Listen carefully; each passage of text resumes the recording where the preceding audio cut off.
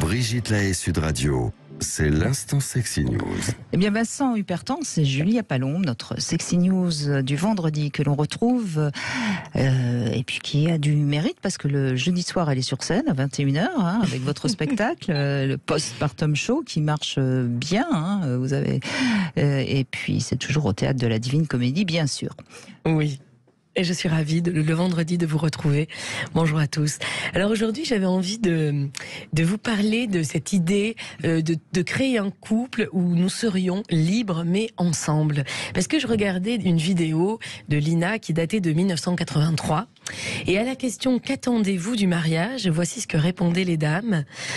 Un homme qui avait la santé et du travail, c'était beau. S'il ne buvait pas, on ne pouvait pas demander mieux. Bon, très bien. Alors sa copine qui réenchérit et qui dit « On se mariait avec amitié parce qu'il y avait un moment qu'on se connaissait ».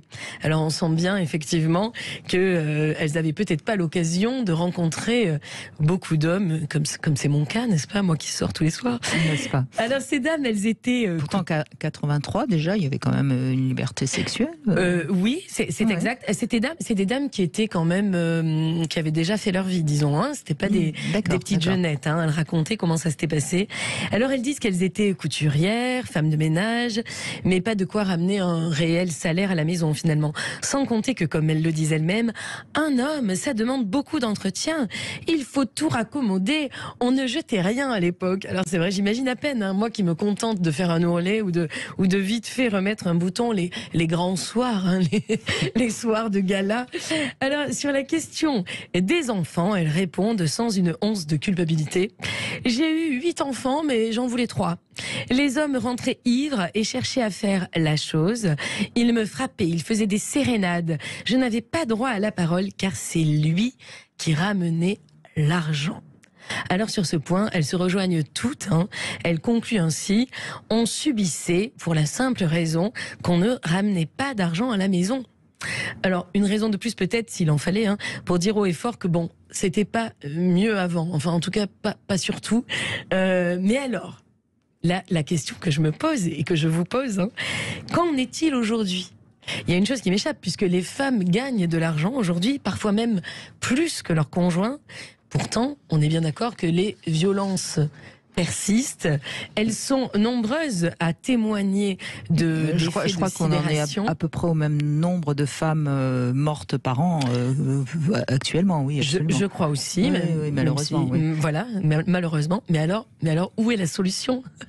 Je me dis que peut-être il ne suffit pas d'être autonome financièrement, mais également sentimentalement parlant, émotionnellement parlant.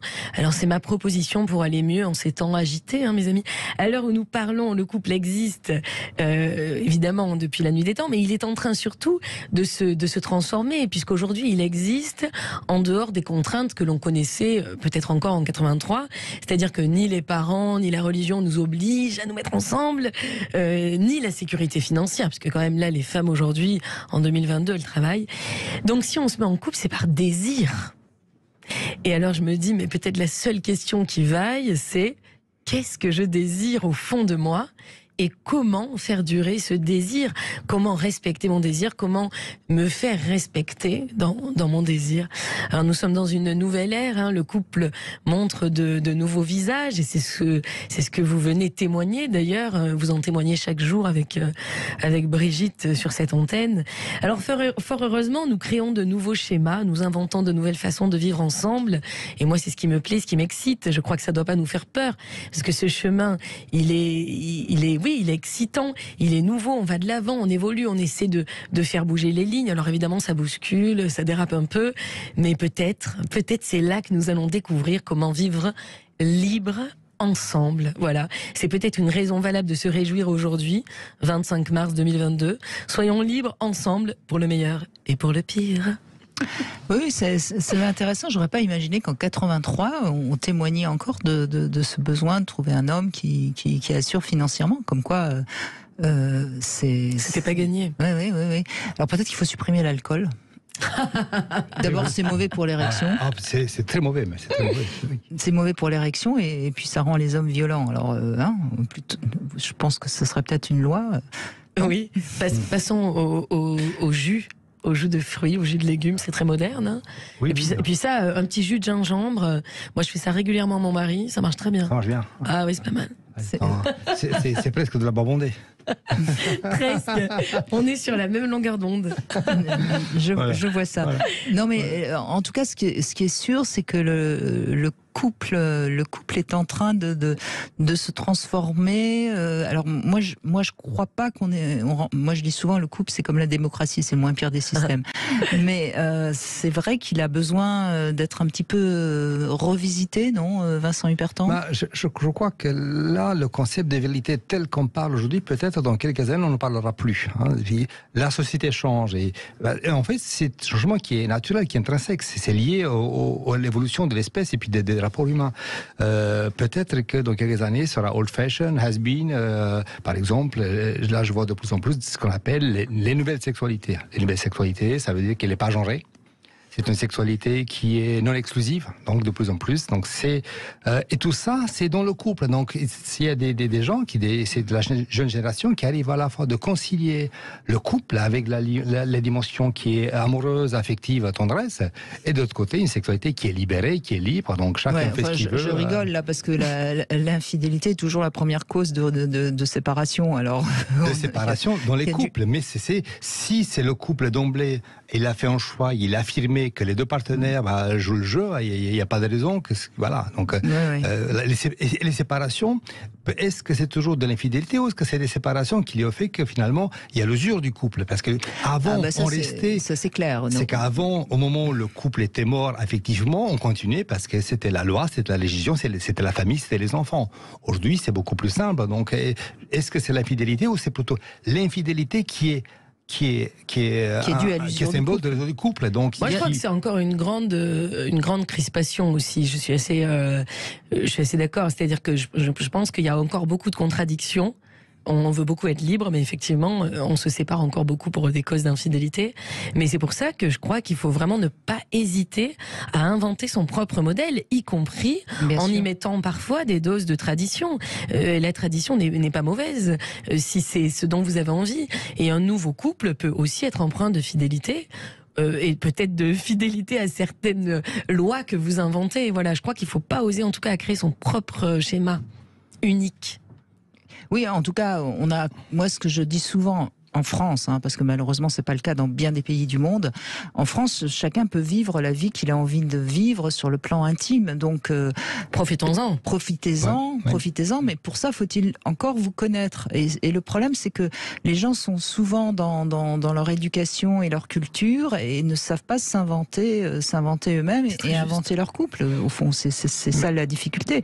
Mais c'est pas facile. Je suis d'accord. C'est très très très compliqué de savoir exactement au fond de soi-même qu'est-ce qu'on attend dans sa vie amoureuse. C'est toute une vie. Parce que l'équation entre les contraintes, le modèle que j'essaie de copier ou pas, ou qu'on m'impose par les parents parce que j'ai vu en étant petit, et puis mon souhait, mes désirs d'aujourd'hui, il y a cette équation qui est extrêmement fragile, mais en même temps, on a l'impression que la société, il y a quand même un changement générationnel qui est très important. Est-ce que vous connaissez la nouvelle tendance de Child Free Generation? Oui. Donc c'est tout un mouvement dans lequel, pas que les hommes, parce qu'à la limite des hommes on peut quoi, mais hommes et femmes, je pensais que c'était un phénomène très français, mais en fait c'est un phénomène qui est dans les pays, c'est au Canada. Dites ce que c'est, parce qu'il y a beaucoup d'auditeurs c'est des jeunes couples, hommes-femmes, qui ne souhaitent pas d'enfants, mais c'est un choix volontaire, donc ils vont opter pour la stérilisation de l'homme et de la femme, donc de la vasectomie, parce que j'en fais, et puis la trompe, mais c'est un mouvement, j'avais l'impression que c'est très franco-français, et non, pas du tout. Il y a quelques semaines, c'est le journal Week aux États-Unis dans lequel il parlait de ces tendances, parce que ils ne veulent plus copier le modèle parental. Ils veulent un nouveau modèle de couple, parce que finalement c'est autour du couple, c'est la child free generation autour du couple. Mais le danger, je veux dire, de ne pas désirer ne pas avoir d'enfants quand on a 20 ans, c'est quelque chose qu'on peut tout à fait entendre, mais qu'on peut regretter quand on en a 35. Donc c'est peut-être... Alors c'est des couples 30-35. D'accord. Je parle. La PGIP, c'est pas des cas de 20, c'est 30-35. Parce que, en même temps, c'est le climat, c'est ce qui change, la société qui est difficile. Donc, c'est un nouveau, donc voilà, c'est des gens qui veulent vivre leur vie, mais tout étant été traumatisés par le modèle parental connu quand ils étaient petits. Oui, c'est pour ça que moi, sur scène, avec mon postpartum show, je montre un modèle tout à fait nouveau, nouveau, en tout cas tout à fait libre. Je montre que justement, voilà, la figure de la mère, elle est peut-être plus riche que ce qu'on croit, et elle peut peut-être aussi, elle, s'inventer. Bien sûr, mais je crois que c'est vraiment ce qu'il faut que tout le monde entende, c'est qu'on a la chance de pouvoir vivre la vie qu'on a envie de vivre sur le plan intime. Alors après, sur le plan matériel, il y a beaucoup de problèmes actuels dans notre société, ça je suis bien d'accord. Ouais. Et c'est pour ça que parfois c'est peut-être mieux de vivre à deux, mais en se donnant une certaine liberté pour justement matériellement s'en sortir mieux aussi. Bien sûr. Notamment quand on a des enfants. Enfin, c'est des vraies questions, mais c'est des vraies questions de société qu'on n'aborde pas du tout finalement là, actuellement, je trouve. Dans les débats, non, jamais. Non. On n'aborde pas dans les débats grand public. Cela étant, il y a quelques experts, là je vais citer notre ami commun Philippe Renaud, qui dit le couple doit se réinventer en permanence. Le succès des couples qui durent, ce n'est pas le status quo, c'est pas rester sur les acquis. Le couple qui va se réinventer 20, 40, 60, 80 ans, il faut en permanence se réinventer. Mais moi je dis souvent que le couple devrait faire un bilan au moins tous les 3 à 5 ans. Un couple qui est ensemble devrait tous les 3 à 5 ans refaire son bilan pour voir qu'est-ce qu'on fait bouger, qu'est-ce qu'on change, qu'est-ce qui va plus, mais personne ne le fait. Mais bon. Mais on vous invite à le faire. Merci Julia Palombe, et on vous retrouve bien sûr jeudi sur scène au théâtre de la Divine Comédie. Oui.